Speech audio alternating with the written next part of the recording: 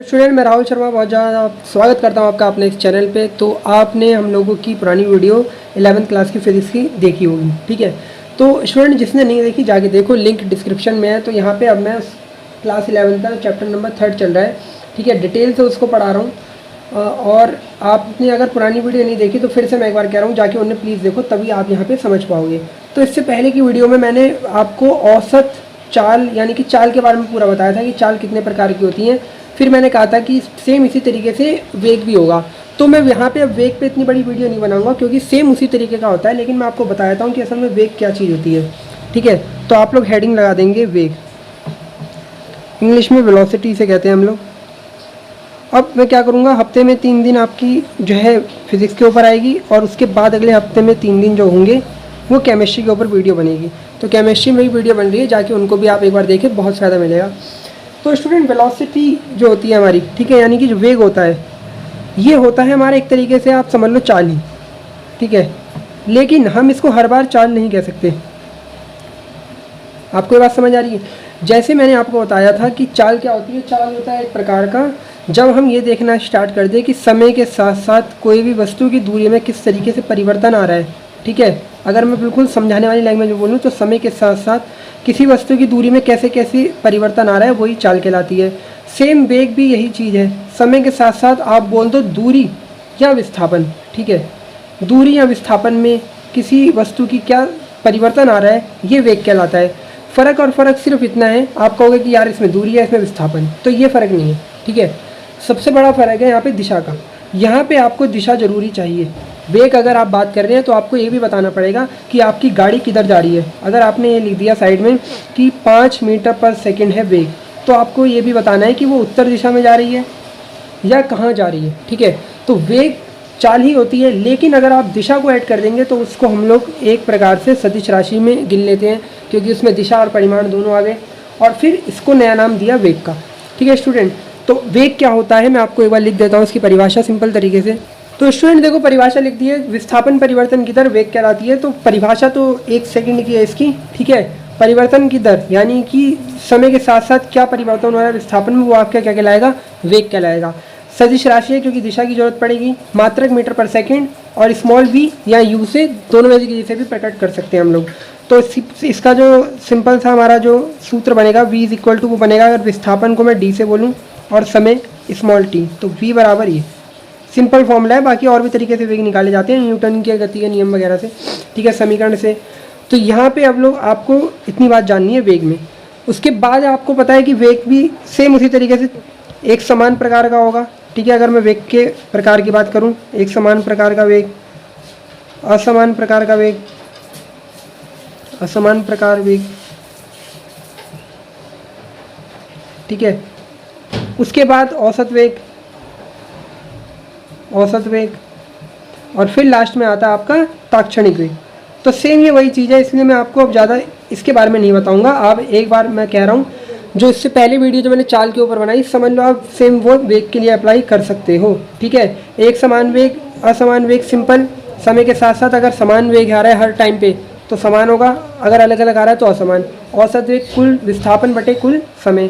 तात्क्षणिक वेग पूरे टाइम पे जो ठीक उसी एग्जैक्ट इंस्टेंट पे, ठीक है, ठीक उसी क्षण पे जो वेग होगा वो तात्क्षणिक वेग। तो ये आपको वीडियो जाके देखें, मैं बहुत डिटेल में मैंने बता रखा है। अब हम बात करते हैं औसत चाल वगैरह के न्यूमेरिकल के बारे में, जो कि बहुत इंपॉर्टेंट होने वाले हैं, तो आप उसको जरूर देखें। मैं अभी आपको कराता हूँ। तो स्टूडेंट देखिए, जिस तरीके से क्वेश्चन मैंने यहाँ पे लिख रखे हैं आप समझ लेंगे और पढ़ भी रहे होंगे। तो पहला क्वेश्चन है औसत चाल के ऊपर, यह क्वेश्चन, ठीक है, ये इंपॉर्टेंट क्वेश्चन रहते हैं हमेशा। तो क्वेश्चन ये कह रहा है कि यदि कोई कार किसी दूरी के इतने भाग को इतने मीटर पर सेकंड से और फिर इतने भाग को इतने मीटर पर सेकंड से तय करती है तो उसकी औसत चाल बतानी है, ठीक है। तो सबसे ज़्यादा इंपॉर्टेंट है, आपसे पूछ क्या रहा है, आपको पहले ये पता होना चाहिए, ठीक है। अभी आपने सवाल पढ़ा और आपने पता चल गया कि औसत चाल। सेकंड नंबर पे चीज़ आती है कि आपको क्या औसत चाल के फॉर्मूले आते हैं, ठीक है। तो अगर आते हैं तो फिर आप ये सवाल करने के लायक बनते हैं, नहीं तो फिर आप नहीं कर पाएंगे सवाल। सबसे पहले औसत चाल दिमाग में आ रहा है हमारे, औसत चाल का मतलब होता है कुल दूरी बटे कुल समय, यही फॉर्मूला होता है, और मोस्टली यही फॉर्मूले का ही यूज़ करेंगे हम लोग। बाकी और भी मैंने करा रखे हैं फॉर्मूले, ठीक है। उस फॉर्मूले का यूज़ मैं नहीं करूँगा, डायरेक्ट कर सकते हैं हम लोग, लेकिन अभी यहाँ पे मैं बिल्कुल कंसेप्ट के हिसाब से बता रहा हूँ, तो इसलिए इसी फॉर्मूले का यूज़ करेंगे। तो स्टूडेंट देखो, क्वेश्चन कह रहे हैं कि कोई कार है, ठीक है, वो किसी दूरी के इतने भाग को इतनी स्पीड से चल रही है। तो अपने पास से हम मान लेते हैं कि चलो कोई दूरी है इतनी मान लेते हैं, ठीक है। तो कार मान लो स्टार्टिंग में यहाँ है, तो वो किसी दूरी के कोई भी भाग है, कितना भाग है यहाँ पे 2/5 भाग, वो इतने मीटर पर सेकंड में चल रही है। तो मैं मान लेता हूँ कि यहाँ पे वो भाग है, इतनी दूरी चल रहा है वो 2/5 भाग, ठीक है। ये इतनी बात क्लियर हो रही है। अगर मैं मान के चल लूँ कि वो जो दूरी है उसका इतना भाग वो 2/5 भाग यहाँ से यहाँ तक आने में लगा रहा है, ठीक है।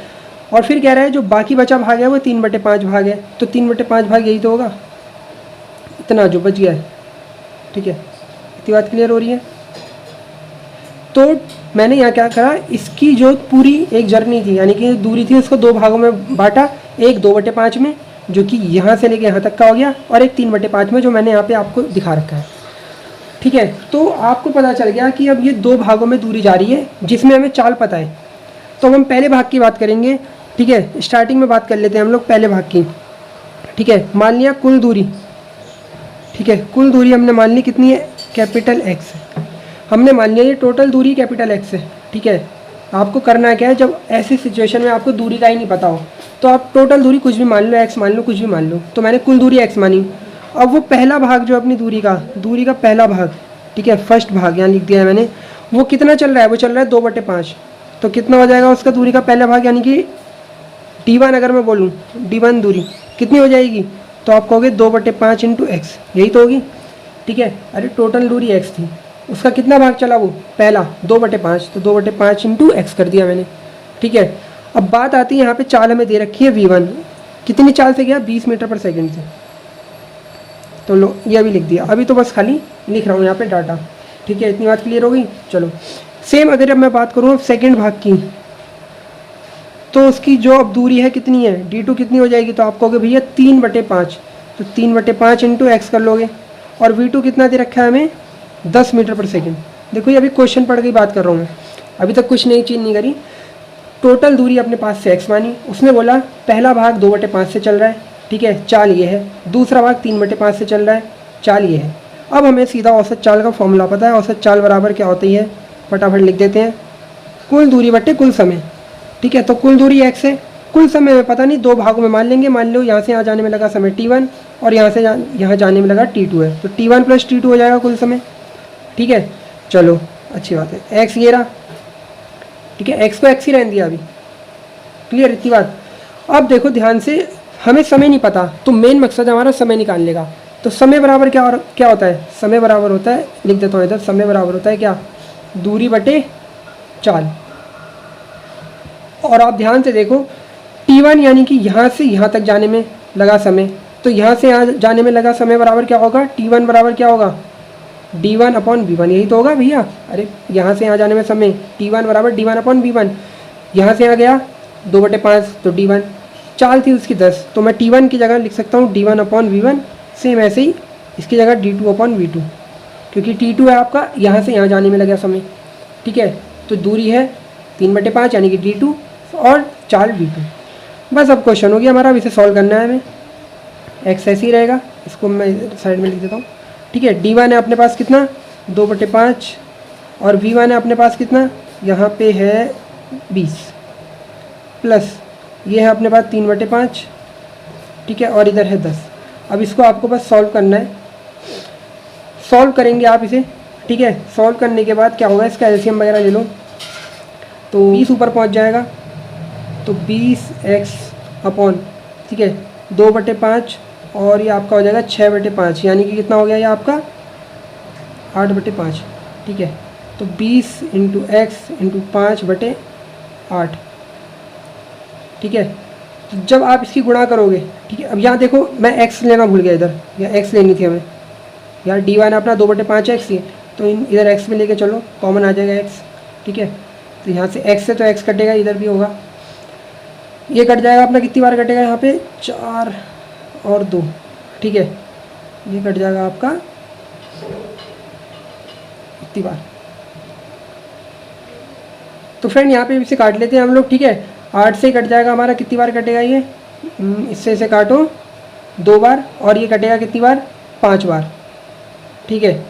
तो 25/2 यानी कि 12.5 मीटर पर सेकेंड औसत चाल आएगी हमारी।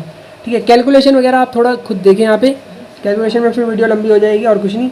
तो ये आंसर आएगा हमारा, कितना आएगा, 12.5 मीटर पर सेकेंड। एक बार कैलकुलेशन आप देख लेना, क्योंकि कैलकुलेशन में अगर मुझसे गड़बड़ी हो गई हो तो फिर देख लेना एक बार। ठीक है, एक बार फिर देख लेते हैं हम लोग क्या करा। थोड़ा घिचपिची होगी क्योंकि जगह कम थी। यहाँ तक आपको समझ में आना चाहिए। देखो उसके बाद तो मैंने मान रख के सॉल्व भी करा है, और सॉल्व तो आप भी कर सकते हैं। ठीक है, तो इतना आएगा यहाँ पे औसत चाल हमारी। फिर अगले सवाल की तरफ हम लोग बढ़ते हैं।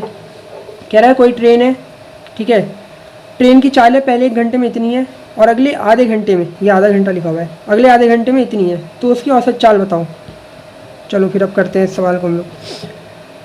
तो ट्रेन भी 2 भागों में, यहाँ पे देखो इस सवाल में सबसे बड़ी बात ये है कि आपको 2 भागों में बटी हुई दूरी देगा। ठीक है, ऐसा तो होगा नहीं ना, फिर अगर आपको टोटल दूरी एक बार में दे ही दे तो सवाल एक बार में आप कर लोगे औसत चाल का फॉर्मूला लगा के। तो यहाँ पे पहले आधे घंटे में इतनी स्पीड से चल रहा है, यानी कि मुझे T1 पता है कितना है।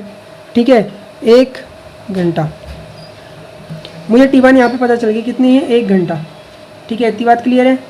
T1 क्यों, क्योंकि यहाँ पे उसने बोला है कि वो पहली अपनी जो दूरी है, ठीक है, 60 किलोमीटर पर स्पीड से चल रहा है, और जो कितने उससे चल रहा है, 1 घंटे में। तो यहाँ पे मैंने ये लिख दिया। ठीक है, इतनी बात क्लियर होगी।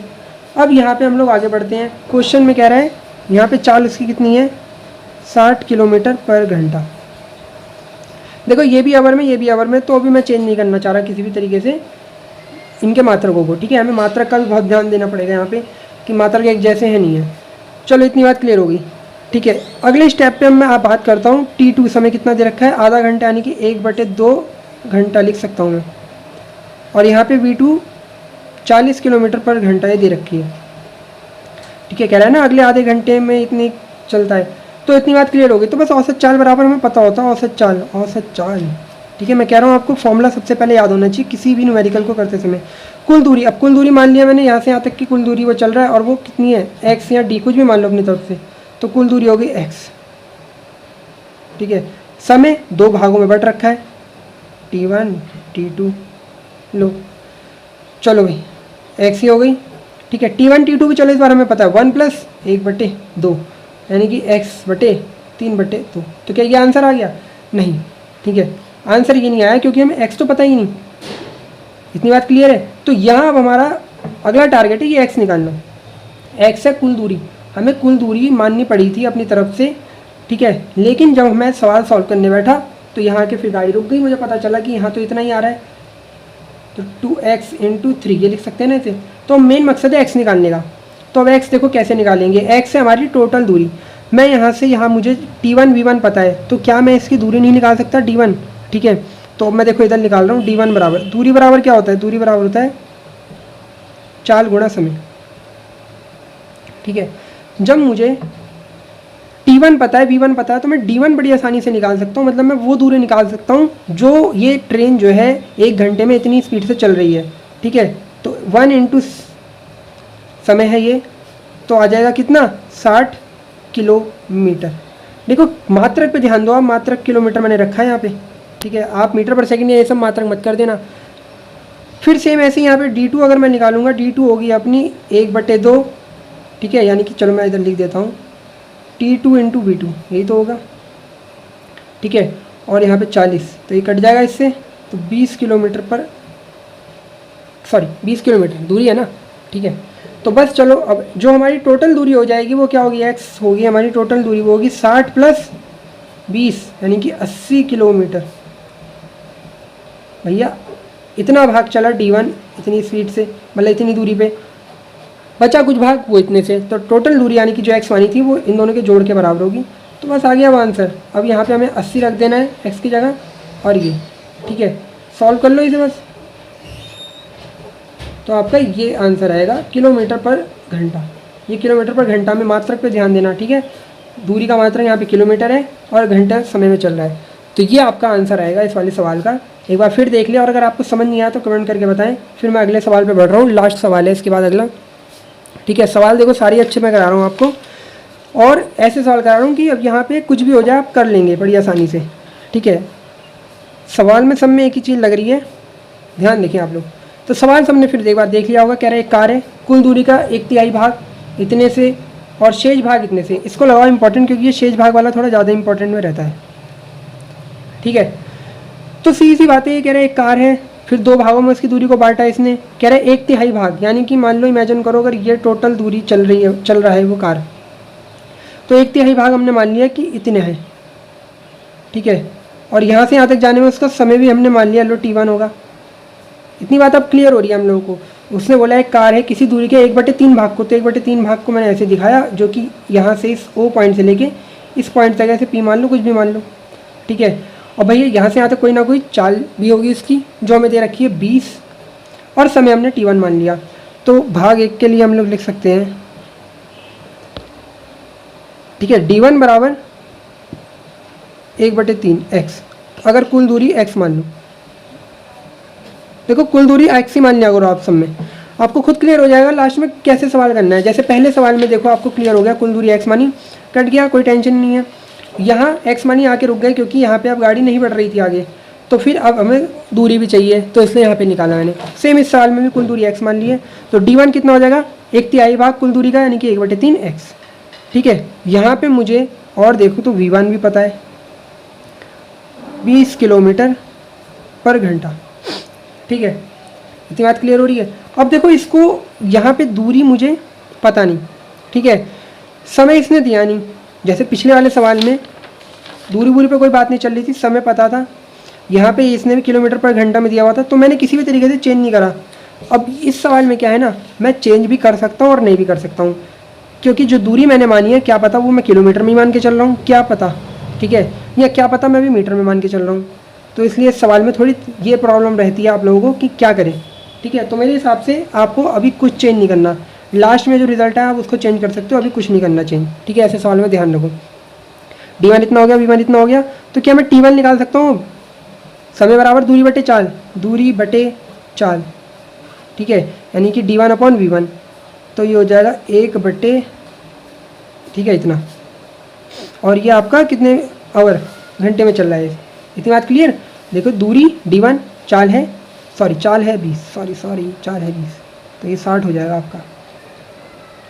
ठीक है, चाल मैंने 30 लगा दी जबकि 20 थी, तो 1/, स्टूडेंट इतनी बात क्लियर हो रही है आप लोगों को। ठीक है, यहाँ पे T1 जो है D1/V1 होगा, यानी कि 1/3 × 20, तो 1/60 आ जाएगा।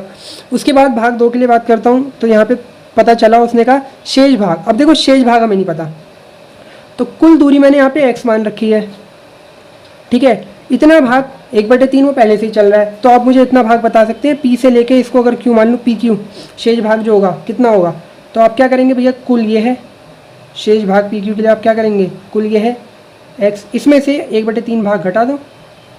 ठीक है, 1/3 भाग घटा दो तो आएगा 2/3x, यही तो आएगा PQ। तो D2 आपकी जो हो जाएगा वो आएगा 2/3 PX, 2/3x। ठीक है, कुल दूरी का इतना भाग, शेष भाग। V2 दे रखा है इसके लिए 60 किलोमीटर पर आवर, तो T2 तो निकाल ही सकते हैं, D2/V2। ठीक है, सॉल्व कर लेते हैं थोड़ा, ये ऐसे आ जाएगा, ये कट जाएगा इससे कितनी बार, 3 बार, यानी कि 1/90 इधर आएगा आवर। घंटे में चल रहा है, ध्यान रखना, ठीक है, आवर में चल रहा है, यहाँ पे सेकंड पे नहीं चल रहा कुछ भी। तो अब हमें पता है औसत। देखो यहाँ पे फिर मैं x लिखना भूल गया, ये x है, थोड़ा इसका ध्यान रखो आप। ठीक है, इधर भी x आएगा, ठीक है, ये x है, थोड़ा मैं x लिखना भूल जा रहा हूँ इसमें। तो औसत चाल जो होती है वो होती है कुल दूरी तो x मान के चल रहे हैं, बटे कुल समय, तो समय हो जाएगा T1 और T2 कुल। ठीक है, x ऐसे ही रहेगा, T1 आया अपना x/60, ये x/60, ठीक है, और ये आया अपना x/90। ठीक है, अब एलसीएम ले लो 60 और 90, तो स्टूडेंट एलसीएम 180 आएगा। ठीक है, इसका उसके बाद फिर जब इसे सॉल्व करेंगे तो ये 3x और ऊपर x चल ही रहा है। ठीक है, और ये आपका आएगा 2x। ठीक है, तो x/ ये 180 ऊपर गुणा में चला जाएगा, नीचे आएगा 5x। ठीक है, 3x और 2x, x से x कट जाएगा, तो 180/5 यानी कि 36। ठीक है, और ये किलोमीटर पर आवर में आ जाएगा अपना आंसर। ठीक है, तो औसत चाल को हम लोग V बार से भी दिखा देते हैं, तो ये आपका तीसरे सवाल का आंसर हो गया। ठीक है, अब आप चाहो तो इसको चेंज कर लो मीटर पर सेकंड में, नहीं तो अपना यही आंसर करेक्ट है। तो कंफ्यूज नहीं होना मैं किसी भी तरीके से, देखो तीनों सवाल एक जैसी कैटेगरी के मैंने कराए ताकि आपको बिल्कुल ये कैटेगरी क्लियर हो जाए। ठीक है, आपको अगर कुछ समझ नहीं आता तो मेरे को बताएं, फिर मैं और अगली वीडियो में और क्लियर कर दूंगा कमेंट करके। ठीक है फ्रेंड, जितने भी अपने दोस्तों को शेयर करो, बहुत अच्छे तरीके से यहाँ पे मैं बढ़ा रहा हूँ आप लोगों को, अगर आपको सही लगे। ठीक है, ऐसी फिजिक्स पे बनेगी और आगे वीडियो। फिर अगले हफ्ते में मैं बनाऊंगा, किसके ऊपर बनाऊंगा वीडियो, आपकी केमिस्ट्री के ऊपर। यानी कि हफ्ते में 3 दिन फिजिक्स, हफ्ते में 3 दिन केमिस्ट्री चलेगा। तो लाइक करें, शेयर करें, थैंक यू।